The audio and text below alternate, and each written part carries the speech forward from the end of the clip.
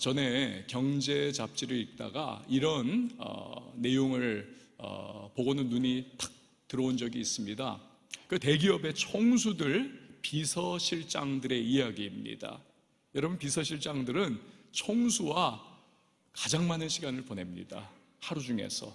심지어는 그 부인보다도 더 많은 시간을 총수와 함께 보내고, 때로는 몇 날, 며칠, 몇 주간 동안을 해외 또 시차를 함께 가기도 합니다. 너무 가까운 밀착한 그러한 거리인 거죠. 그러면서 총수의 마음속에 뭐가 있는지를 이걸 잘 파악을 합니다.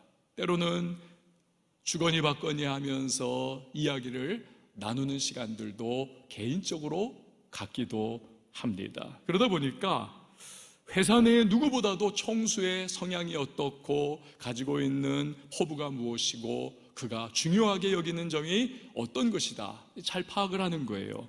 그래서인지 비서실장 출신들이 부회장의 자리에 오르거나 또 사장의 자리에 오르는, 최고위직에 오르는 경우가 많다는 것입니다. 여러분, 인생을 살아갈 때에 파워가 있는 사람과 함께 한다는 것, 인맥을 갖고 있다는 것 굉장히 중요하지 않습니까? 대부분의 사람이 그걸 잘 알죠. 그래서 어떻게 해서든 힘있고 권력 있는 사람과 연줄 관계를 맺으려고 애를 씁니다.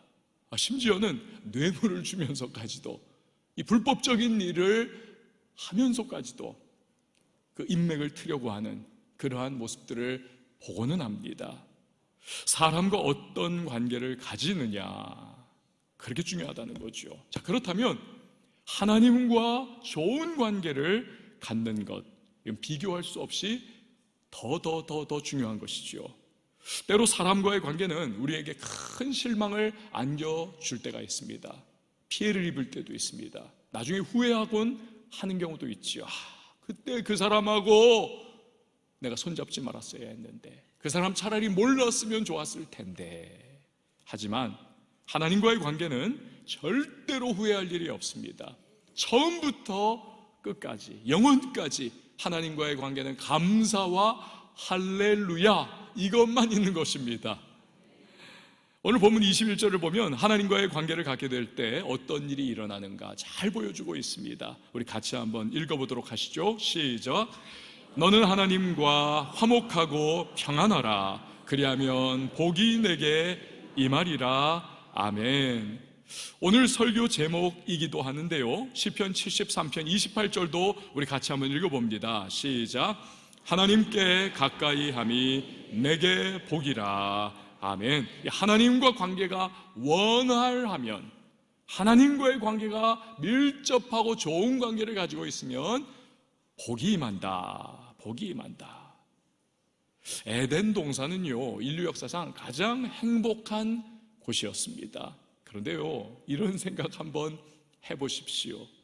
오늘 우리가 살아가는 이 시대는 어쩌면 그 에덴 동산보다도 훨씬 더 많은 것이 갖추어진 상황입니다. 예를 들어서 자동차를 생각해 보세요. 비행기를 생각해 보세요. 우리는 어디 가고 싶다, 또 다른 나라에 가고 싶다, 먼 곳으로 차를 타고 가고 기차 타고 가고 비행기 타고 하루면 갑니다. 에덴 동산 그런 거 없습니다. 걸어서 가야 합니다. 먼 곳은 가지도 못하는 거예요. 음식은 어떻습니까? 우리는 스테이크 먹죠, 삼겹살 뜯죠, 중식, 일식, 한식 있죠, 거기다가 디저트도 먹죠, 그리고 커피 한 잔까지 우리는 마시면서 식도락을 즐길 수가 있습니다. 그 풍요로운 에덴 동산이지만 그곳은요, 그냥 과일만 먹는 거예요. 식물만 먹는 것입니다. 우리는 영화를 즐기고 TV를 보고 게임을 하면서 그렇게 문화 생활을 누립니다. 에덴 동산 그런 것 없습니다. 여러분, 이처럼 우리 시대는 에덴 동산보다 어쩌면 훨씬 더 많은 것들을 우리가 누릴 수가 있습니다. 그럼에도 불구하고 여전히 에덴 동산은 가장 인류 역사상 완벽한 곳이다, 우리는 말합니다. 왜 그렇습니까? 거기서 아담과 하와는 복의 근원이 되시는 하나님과 친밀한 교제를 누릴 수 있었고 대면하여 그분과 함께할 수 있었기 때문에 그렇습니다. 그 찬송가에 복의 근원 강림하사 찬송하게 하소서, 복의 근원 강림하사 찬송하게 하소서. 여러분, 복의 근원, 즉 복 자체가 되시는 하나님과 형통한 관계를 가지니까 에덴 동산은 인간이 최고로 복된 삶을 누리며 살 수 있었던 그러한 현장이 될 수가 있었던 것입니다. 오늘 본문 22절부터는 그렇다면 어떻게 하나님과 열린 관계를 우리가 가질 수 있을 것인가, 이걸 알려주고 있습니다. 우리 먼저는 말씀을 따라 살아갈 때 이 하나님과의 관계가 활짝 열리게 되는 것입니다. 자, 22절 말씀 우리 같이 한번 읽어보시죠. 시작. 청하건대 너는 하나님의 입에서 교훈을 받고 하나님의 말씀을 내 마음에 두라. 아멘. 이 말에는 우리의 인격과 우리의 사상과 사고방식, 모든 것이 담겨 있지 않습니까? 그래서 말은 곧 우리 자신입니다. 누군가가 우리의 말을 여러분 거부한다든지 우습게 여긴다든지 비웃는다고 생각을 해보세요. 그 사람과 결코 좋은 관계를 갖기가 어렵습니다. 반면에 우리 말을 존중해주고 받아들여주고 우리 말에 정말 자기 마음을 이렇게 부합하는 사람이 있다고 생각해 보세요. 좋은 관계를 갖게 됩니다.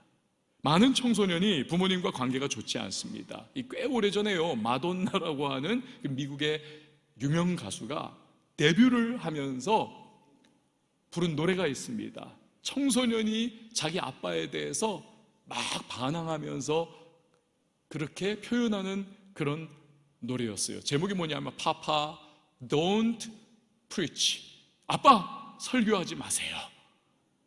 저는 왜 잔소리하지 말라는 것을 설교하지 말라고 했는지 아주 기분이 나빠요. 그 아빠의 말, 부모의 말, 그것을 받아들이지 않고 튕겨내고 거부하니까 관계가 좋을 리가 없는 거죠. 그러니 청소년의 시기에 많은 친구들이 정말 너무너무 힘들게 그렇게 세월을 보냅니다. 하나님도 마찬가지죠. 우리가 말씀을 거부하고 듣기 싫어합니다. 절대로 그렇다면 그분과 여러분 제대로 된 관계를 가질 수가 없습니다. 때로 하나님께서 어떤 사람을 우리 이렇게 볼 때 참 저렇게 편파적일 수가 있나 생각될 때가 있어요. 그 사람에게는 하나님이 극진하게 해주시는 것 같아요. 저 사람 너무 잘해주시는 거 아니야, 너무 축복하시는 거 아니야, 나한테는 안 그러시는데 왜 그럴까? 여러분, 그 사람 자세히 한번 관찰해 보세요. 10중 8구 하나님의 말씀을 귀 기울여서 잘 듣는 사람입니다. 또 힘들고 어려워도 아멘 하면서 그 말씀을 따라 사는 순종의 사람입니다. 그런 사람은 하나님과의 관계가 활짝 열려 있어요. 그러니 복과 간증거리가 많고 늘 은혜 가운데 살아가는 것을 볼 수가 있는 것입니다. 창세기 5장의 에녹을 보세요. 300년을 하나님과 동행합니다. 뭘 의미합니까? 하나님의 말씀을 잘 받았다는 것과 하나님 말씀에 대해서 늘 아멘하며 순종하는 아름다운 믿음의 모습을 가졌다는 거죠. 그러자 하나님께서 300년 동안 그와 동행하시다가 나중에는 에녹이 너무너무 예쁘니까 에녹아 너하고 떨어져 있기 잠시라도 싫다, 그냥 나하고 천국으로 가자. 그 죽음을 보지 않고 천국에 간 최초의 사람 에녹이 아닙니까? 전에 우리 교회 부흥회 강사로 오셨던 창원 양곡교회의 지용수 목사님, 지금은 은퇴를 하셨습니다. 이분이요, 제가 책을 보니까 자기가 목사 되었던 그 여정을 이렇게 설명을 하더라고요. 어렸을 때 목사 되겠다고 결심을 했답니다. 나 훌륭한 목사 돼야지 해가지고는 아침마다 냉수 마찰을 했대요. 그 꼬마가 목회 잘 하려면 건강해야 돼. 그래가지고 냉수 마찰을 했다는 거예요. 아침마다. 유행가는 단 한 번도 부른 적이 없다는 겁니다. 하나님 찬양하고 말씀을 전해야 될 내 입술에서 어떻게 세상 노래 부르는가 안 했다는 거예요. 근데요, 정작 신학교 들어갔다가 도중에 뛰쳐나옵니다. 왜냐하면 진실이 무엇이고 현실이 어떤 것인지를 그가 뼈저리게 목도를 한 거예요. 목사님들 보니까 정말 하나님 앞에 충성하고 헌신한다고 하는데 지지리궁상 너무 가난하고 너무 힘들더라는 거예요. 보니까 야, 난 저렇게 못 살겠다. 차라리 난 돈 많이 벌어가지고 사업해서 목사님들 돕는 사람이 돼야지. 그 뛰쳐나온 거예요, 신학교를. 그런데요, 우연히 미친 개에게 물렸다는 것입니다. 미친 개에게. 그걸 하나님의 사인으로 이분이 심각하게 받아들였어요. 아이고, 덜컥 겁이 나가지고는 나는 거생스러워도 목사가 될 운명인가 보다. 두려워가지고는 다시 신학교 들어가서 목사가 됐습니다. 하지만 정작 목회를 하지는 않았어요. 왜냐하면 목사님들이 교인들한테 시달리고 괴롭힘 당하고 막 피눈물 흘리는 모습을 봤다는 거죠. 야, 나 저렇게 못하겠다. 근데 이번에는 하나님께서 그 사랑하는 막내 아들을 죽이려고 하셨다는 거예요. 죽이려고. 그 항복을 다해가지고는 목회를 시작합니다. 그래도 교회에 부임하기 전까지 마치 인생이 망한 사람 같았다고 해요. 소가 끌려가듯이 도살장에. 그러던 어느 날 오후 너무 하기 싫고 가기 싫고 목회에 현장에 부임하기가 너무 힘든데 그래가지고 힘 다 빠져가지고는 집에서 낮잠을 잡니다.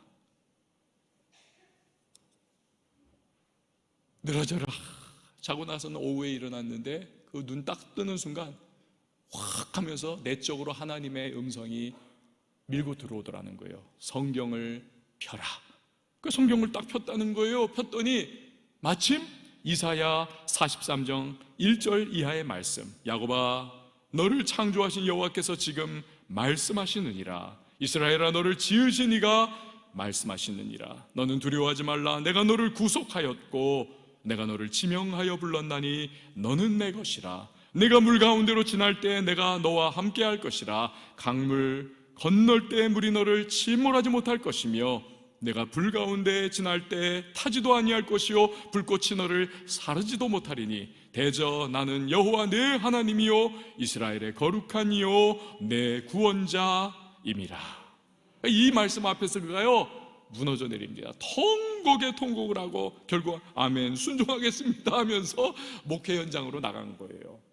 그런데 말씀 붙잡고 인도하시는 대로 갔더니 하나님이 성령의 역사 부어주시고 능력 부어주시고 사람 붙여주시고 큰 부흥을 이루게 하시고 세계적으로 돌아다니면서 주의 말씀 전하는 부흥사가 되어가지고 우리 교회도 여러 차례 왔지 않습니까? 그런 놀라운 은혜와 복을 주시더라는 거예요. 여러분 말씀 따라 살아갈 때 하나님과의 관계가 활짝 열림을 믿으시기를 바랍니다. 또 하나 회개를 통해서 하나님과의 관계가 열립니다. 한번 저를 따라해주세요. 회개를 통해서 하나님과의 관계가 열린다. 자, 23절 말씀 같이 한번 읽어봅니다. 시작. 내가 만일 전능자에게로 돌아가면 내가 지음을 받을 것이며 또 내 장막에서 불의를 멀리하리라. 아멘. 여기서 전능자에게 돌아간다. 이것은요 하나님께로 돌이킨다. 즉 회개를 의미하는 겁니다. 그럴 때 하나님과의 관계가 열린다는 거예요. 지음을 받는다. 즉 하나님이 우리의 무너진 인생을 다시 회복시켜 주신다라는 걸 의미하는 겁니다. 여러분 오늘날은요 죄라고 하는 말을 너무너무 싫어합니다. 알레르기 반응을 일으킵니다. 죄라는 말을 그래가지고 증후군이라고 하는 말로 대체를 해버렸어요. 대체를. 분명히 이건 죄 지은 건데 이건 뭐 정신적인 무슨 증상 때문에, 이건 무슨 증후군 때문에, 그래서 그렇다는 거예요. 그러니 당연히 회개라는 말도 싫어합니다. 이건 무슨 증상이고 이건 무슨 증후군인데 왜 자꾸 교회에서는, 왜 기독교인들은 너는 왜 자꾸 회개하라고 하는 거냐 반발합니다. 이런 우리 시대를 향해서 C.S. 루이스가 한 말이 있습니다. 타락한 시대에는 죄를 해결하려는 진지한 몸부림이 사라진다. 자, 그렇지만 지난 금요 돌파기도회 시간에 말씀드렸듯이 이 회개하라고 하는 말은요 뒤집어 보면 복 받으세요 라고 하는 의미를 가지고 있습니다. 왜 그렇습니까? 회개를 통해서만 하나님과의 막혔던 관계가 열릴 수 있기 때문에 그렇습니다. 하나님은 완전하고 거룩하십니다. 흠과 점과 티가 없습니다. 이런 하나님 앞에 우리 흠과 점과 티가 태산처럼 가득한 인간이 어떻게 나갈 수가 있습니까? 방법 없어요. 그러니 복을 받을 수 없습니다. 찬송가 369장이 그걸 노래하지 않습니까? 죄짐 맡은 우리 구주 어찌 좋은 친구인지, 걱정 근심 무거운 짐 우리 주께 맡기세. 주께 고함 없는 고로 복을 받지 못하네. 사람들이 어찌하여 아뢰 주를 모를까. 여러분, 그렇습니다. 주님께 죄를 고하지 않기 때문에, 회개하지 않기 때문에 복을 받지 못하는 겁니다. 회개하기만 하면 예수의 보혈로 우리의 모든 죄악을 사해 주시고 은혜의 문이 그때부터 활짝 열리는 줄 믿습니다. 요한일서 1장 9절 말씀에 만일 우리가 우리 죄를 자백하면 그는 미쁘시고 이로오사 우리 죄를 사하시며 우리를 모든 불의에서 깨끗하게 하실 것이요. 이 세계 기독교 이 대부흥의 역사를 보면요, 1907년도 평양 대부흥 운동도 있었죠. 그런데 거슬러 가지고 저 미국의 아주사 거리, 제가 공부했던 플러신 학교에서 한 20분 정도 차로 쫙 가면 그 아주사 거리라고 하는 곳이 있습니다. 여기서 어마어마한 대부흥의 운동이 일어났던 적이 있습니다. 여기서 아주사 거리의 부흥이라고 해요, 이걸. 근데 그 대부흥 운동의 주역인 프랭크 바틀먼이라고 하는 분이 이런 말을 합니다. 부흥의 높이는 회개의 깊이로 결정된다. 부흥의 높이는 회개의 깊이로 결정된다. 여러분 저를 한번 따라해 주십시오. 부흥의 높이는 회개의 깊이로 결정된다. 그러니까요, 자꾸 이건 무슨 증상이다, 이건 무슨 증후군 때문이다, 자꾸 그런 거짓된 말로 둘러대지 말고 정직해야 합니다. 하나님, 내가 죄인입니다. 나를 용서해 주세요. 나는 하나님의 용서 은혜밖에는 나는 방법이 없습니다. 이거 고백해야 하는 겁니다. 믿음으로 예수 그리스도의 보혈을 의지하여 나아가야만 하는 것입니다. 탕자를 생각해 보세요. 집 나갔습니다. 아버지에게 받은 유산 다 술 취해가지고 창기와 함께 다 낭비 허랑방탕하게 써버리고 말았습니다. 가진 거 없어요. 쫄쫄 굶습니다. 굶어 죽을 수는 없으니 아버지 위에 집을 생각합니다. 그러나 면목이 없어요. 내가 아들로서 갈 수 없다. 나 종으로서 가겠다. 그래도 먹여만 주면 땡큐 아니냐. 갔어요. 그러나 아버지는 어떻습니까? 그 아들을 끌어안고 볼을 비비면서 이놈아 왜 이렇게 늦게 왔느냐, 잘했다 잘했다 하면서 아버지가 잔치를 벌여주고 옷을 입혀주고 손에 가락지를 끼워주고 그리고 신의 그 발에 신을 씻겨주고 아들의 모든 권리를 싹 다 다시 회복을 시켜주더라는 것입니다. 여러분, 우리가 회개하고 나가도 마찬가지입니다. 하나님은 기쁨으로 우리를 받아주실 뿐만이 아니라 막혔던 그분과의 관계를 활짝 열어주심을 믿으시기를 바랍니다. 회개의 능력이에요. 자, 하나님과의 관계가 열리는 또 한 가지는 하나님을 우리 인생의 최우선순위에 모셔드리는 것입니다. 24절 26절 말씀 보니까 내 보화를 티끌로 여기고 오빌의 금을 계곡의 돌로 여기라. 그리하면 전능자가 내 보화가 되시며 네게 고귀한 은이 되시리니 이에 내가 전능자를 기뻐하여 하나님께로 얼굴을 들 것이라. 여기 보화나 오빌의 금은요, 세상에서 가장 값진 보물을 의미합니다. 그래서 솔로몬도 오빌의 금을 얻기 위해 가지고 자기 부하들을 엄청나게 파송하지 않았었습니까? 오빌의 금 최고. 그런데 그것을 티끌이나 계곡의 돌, 즉 하찮은 것으로 여기라는 거예요. 대신에 하나님을 진정한 보화와 고귀한 은으로 삼으라. 다시 말해서 하나님을 인생에서 최우선순위에 모셔드리라는 겁니다. 그러면 하나님께로 얼굴을 들 것이라. 여러분, 아담과 하와가 선악과 따먹고 범죄한 이후에 하나님 피해서 숨었습니다. 얼굴을 들지 못하는 거예요. 가인도 하나님 앞에서 도망칩니다. 얼굴을 들지 못해요. 죄인의 특징입니다. 그러나 하나님 아버지를 인생의 최우선 순위로 모셔드리고 그분과의 관계가 회복된 사람은 그 앞에서 얼굴을 들 것이라. 다시 말해 하나님 앞에 당당하게 떳떳하게 하나님을 아버지라 부르면서 나아갈 수가 있게 되는 것입니다. 관계 회복이죠. 자, 그러면 어떻게 우리가 하나님을 최우선순위로 모실 수가 있는가? 가장 대표적인 것으로는요, 인생 대소사를 결정할 때 그분의 뜻이 무엇인지를 생각해 보는 겁니다. 그분의 뜻, 그리고 하나님의 뜻을 따라 선택하고 결정하는 겁니다. 마태복음 6장 33절 같이 읽어볼까요? 시작. 그런즉 너희는 먼저 그의 나라와 그의 의를 구하라. 그리하면 이 모든 것을 너희에게 더 하시리라. 아멘. 하나님의 뜻, 이걸 구하는 거예요. 인생 대소사에서. 자, 어떤 분에게는요, 무너진 11조 생활의 회복을 의미할 수도 있습니다. 11조는 내 모든 것은 나의 창조주요, 주관자요, 주인 되시는 하나님이 내게 주신 겁니다. 맡겨주신 겁니다. 이걸 믿음으로 고백하며 10분의 1을 드리는 겁니다. 11조 드림으로써 우리는 나의 보화와 오빌의 금인 돈보다 이 하나님을 나의 진정한 보화와 고귀한 은으로 삼고 있다는 것을 증명하는 거죠. 어떤 분에게는요, 하나님을 내 인생의 최우선순위에 모셔드리는 것이 무너져 있는 주일 성수와 예배 생활을 회복하는 것일 수도 있습니다. 명절에 대통령이 이렇게 박스에 넣어가지고 청와대 해가지고 봉황 모습으로 이렇게 해서 선물을 보내더라고요. 이렇게 부활절에는 화분도 보냈습니다. 근데 그걸 이렇게 제가 받으면서 선물 제가 가끔 받잖아요. 그런데 이 대통령이 보낸 거니까 이게 좀 귀하게 여겨지는 거예요. 화분도 그래가지고 제가 오래 살리고 있었습니다. 이렇게 물도 막 잘 주면서. 심지어는 그 화분은 죽었는데 다른 화분에다가 아무개 대통령 그 리본 이렇게 걸어놓기도 했었어요. 귀하게 여겨지기 때문에.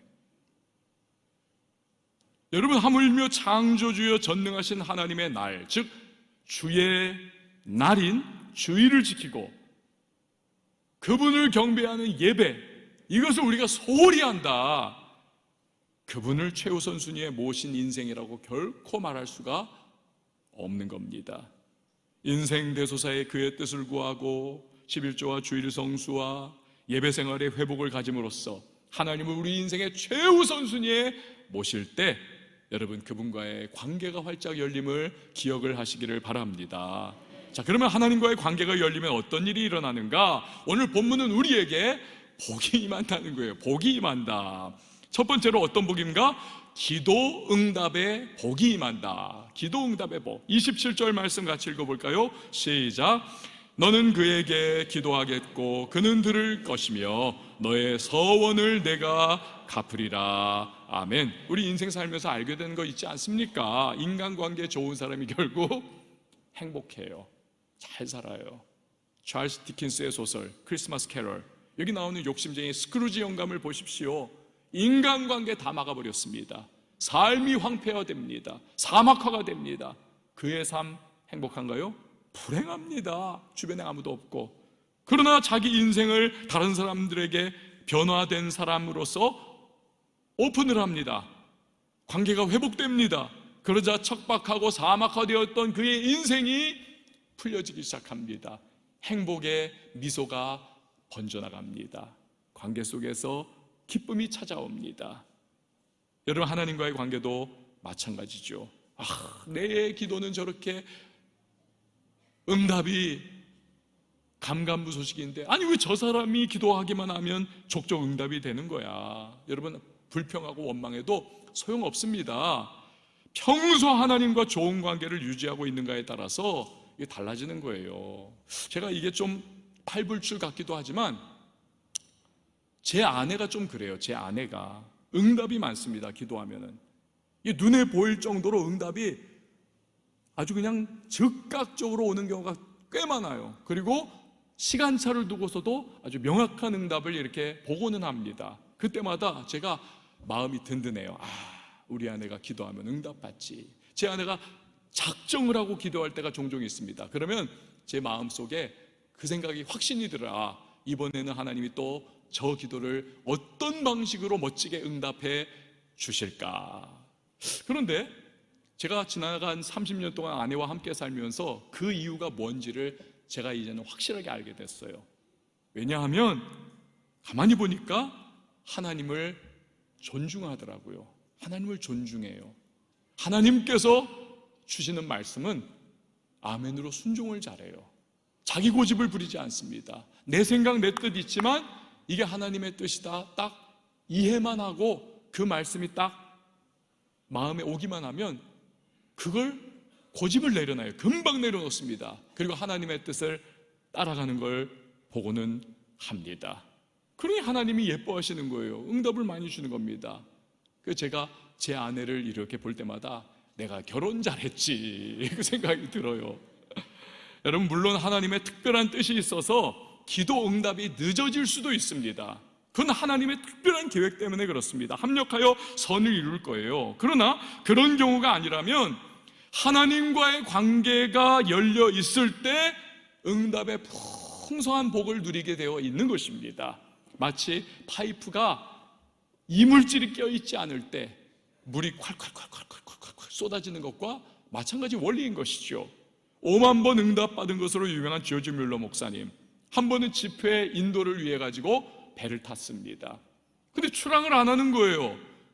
짙은 한 치 앞을 가늠할 수 없는 안개가 껴있기 때문에 선장이 스탑을 시켜버린 겁니다. 찾아갔습니다. 선장님, 저 지금 안 가면 이 시간 관계상 부흥의 인도를 못합니다. 꼭 지금 출발 좀 해주세요. 안 된다는 거예요. 승객 죽일 일이 있냐는 겁니다. 암초에 부딪히면 어떡하냐는 거예요. 당신도 죽을 거라는 겁니다. 그러면 안개가 걷히면 출항할 수 있습니까? 즉각? 그렇다는 겁니다. 그 순간 조지 뮬러 목사님이 선장에게 말을 해요. 그럼 우리 여기 가파니에서 무릎을 꿇고 이 안개를 걷어달라고 하나님께 기도합시다. 너무 진지하게 요청을 하기에 선장도 무릎을 꿇고 함께 기도를 시작합니다. 간절한 기도가 끝났을 때 그렇게도 짙게 껴있던 안개가 어느새 쓱 사라지고 쾌청한 청명한 그러한 날씨가 되어 있다는 것입니다. 여러분, 왜 조지 뮬러 목사님의 기도를 그렇게 잘 들어주셨을까요? 관계의 힘인 줄 믿습니다. 그가 늘 하나님 말씀을 정말 믿음으로 순종하고 하나님 최우선순위에 모셔드리고 요만한 죄가 있어도 꺼리낌이 있어도 늘 하나님 앞에 회개하고 하나님과의 관계가 늘 열려 있으니까 5만 번 응답받는 거예요. 하나님과의 관계가 열릴 때 또 어떤 일이 일어나는가? 인생의 계획이 성취되는 축복이 임하는 것입니다. 인생의 계획이 성취되는 축복. 자, 28절 말씀 우리 같이 읽어봅니다. 시작. 내가 무엇을 결정하면 이루어질 것이요 내 길에 빛이 비치리라. 아멘. 여러분, 우리가 신앙생활하면서 깨닫는 분명한 것이 있지 않습니까? 그것은 하나님이 이루시지 못하는 꿈은 없다는 사실입니다. 저를 한번 따라해 주십시오. 하나님이 이루지 못하는 꿈은 없다. 그렇습니다. 무에서 유를 창조하신 하나님이 아니시던가요? 그가 뜻하신 바는 반드시 현실화하고 반드시 이루어지는 것입니다. 이사야 14장 24절에 만군의 여호와께서 맹세하여 가라사대 나의 생각한 것이 반드시 되며 나의 경영한 것이 반드시 이루리라. 여러분, 만약 이런 하나님과의 관계의 문이 활짝 열려 있다, 당연히 그의 뜻에 부합한 우리 인생의 계획은 성취되는 것입니다. 성취돼요. 가장 어리석은 사람이 누구입니까? 내가 내 인생의 뜻과 계획을 이루겠다라고 하나님은 도외시한 채 혼자만의 힘으로 막 죽을 뚱상뚱 뛰는 사람이에요. 뭐가 같으냐? 아주 그냥 고성능 자동차를 그냥 연료까지 풀 탱크로 그냥 가득 채워놓고 있으면서도 그거 타지 않고 내가 그냥 가겠다라고 막 뛰어가지고 그냥 개나리 벗짐지고 막 몇 날 며칠을 부산까지 그냥 가는 겁니다. 어리석지 않습니까? 차 타면 되는데. 사랑하는 여러분, 하나님과의 관계만 제대로 되어 있다면 하나님은 얼마든지 우리를 위해 역사해 주심을 믿으시기를 바랍니다. 우리 교회 한 성도님의 고백을 제가 여러분들에게 이 시간에 좀 소개를 드릴게요. 이분이 쓴 편지입니다. 책상 하나, 의자 하나가 전부였던 한 평 안 되는 공유 오피스에서 첫 개업을 하고 새롭게 사무실을 얻어 세무회계 땡땡이라고 하는 이름으로 사업장을 다시 열게 인도하신 것 주님 감사합니다. 공유 오피스에서 6개월이라는 시간 동안 거래처 하나 없이 보내었던 막막하기만 했던 그 기간에도 주님이 나와 함께 하시고 나를 인도하시고 계셨다는 것을 그 두 번째 사업장을 통해 깨닫게 하심에 감사합니다.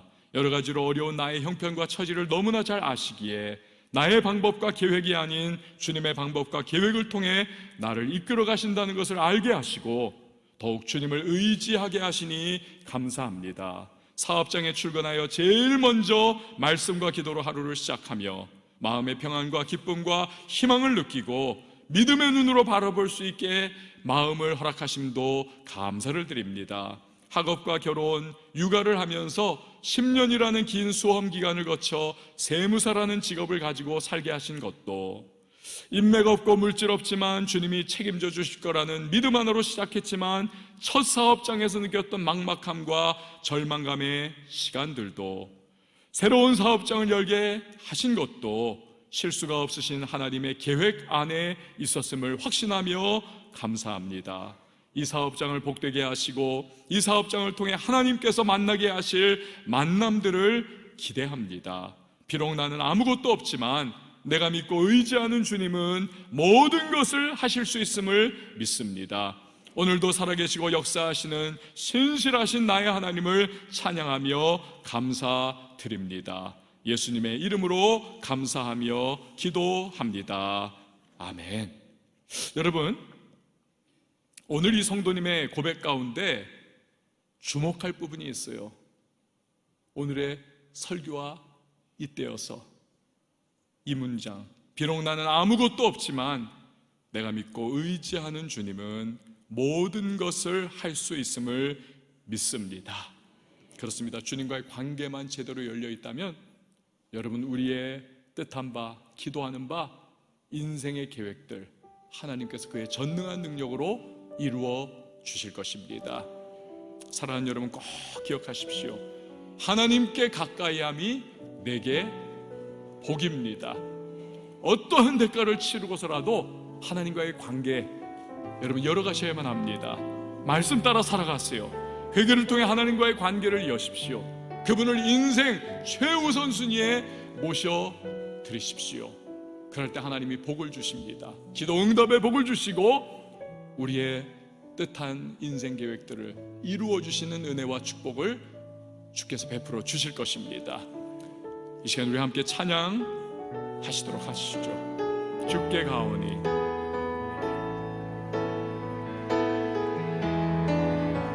주께 가오니 날 새롭게 하시고 주의 은혜를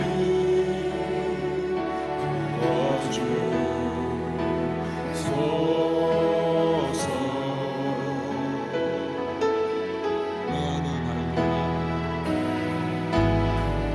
내 안에 발견한 나의 연약함 모두 벗어지리라. 주의 사랑으로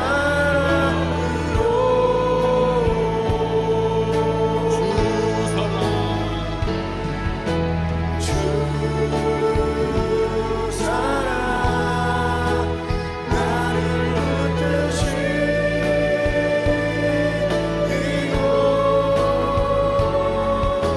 주 곁에 날 이끄소서.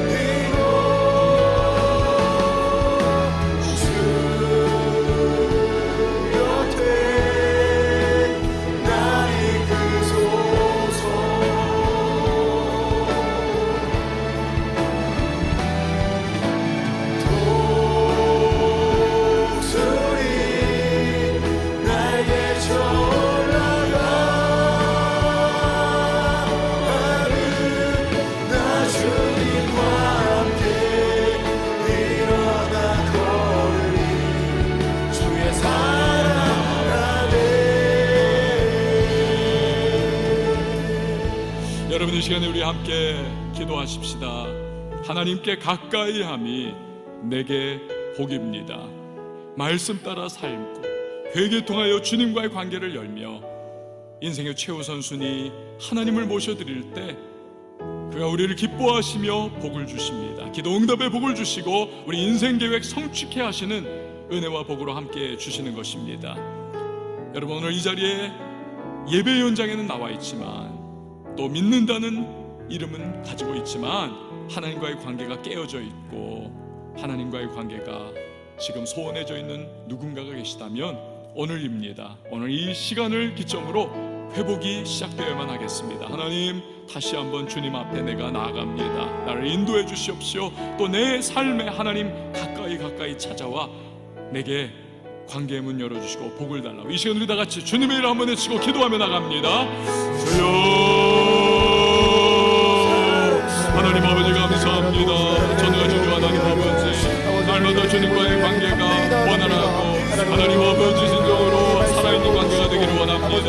하나님 아버지, 주의 말씀 앞에 하나님 귀 기울이게 하시고 하나님 아버지께서 또한 인도하실 때에 회개하며 그 관계 다시 한번 시작해 하소서. 하나님의 인생의 최우선순위에 모셔드리게 하여 주옵소서.